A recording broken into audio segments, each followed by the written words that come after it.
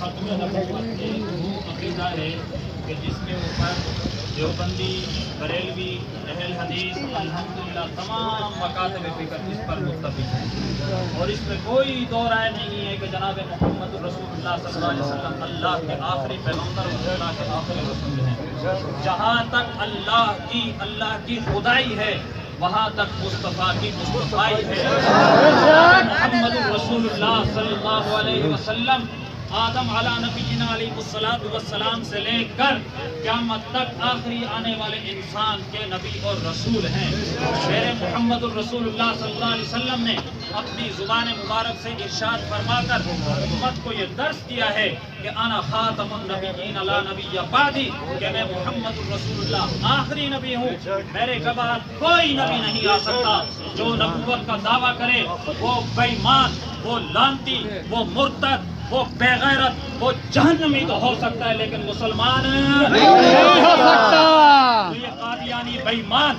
قادیانی بے ایمان جناب محمد الرسول اللہ صلی اللہ علیہ وسلم کی نبوت اور رسالت پہ ڈاکہ ڈالتے ہیں۔ ہم قادیانیوں کو، بے ایمانوں کو یہ بتانا چاہتے ہیں کہ ڈاکو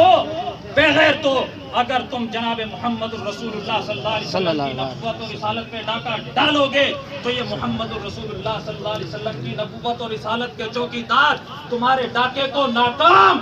بنا دیں گے۔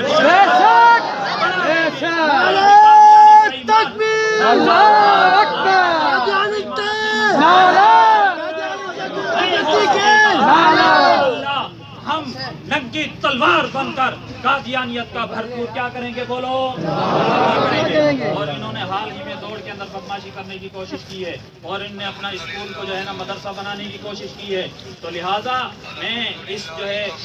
دھرنے کی وساطت سے انتظامیہ سے بھرپور مطالبہ کرتا ہوں کہ پاکستان کے آئین اور قانون کے اندر یہ بے ایمان کافر ہیں، اور انہیں اپنی مذہبی فرقہ واریت اور اپنی مذہبی فرقہ اپنی مذہبی جو ہے پرچار کرنے کی اجازت نہیں ہے، ان کو اپنے مذہبی جو ہے نا مسجد مدرسہ بنانے کی اجازت نہیں ہے، لہٰذا انہیں قانون کا پابند بنایا جائے، نمبر ایک۔ اور دوسرا مطالبہ یہ ہے کہ دیکھیے بڑے افسوس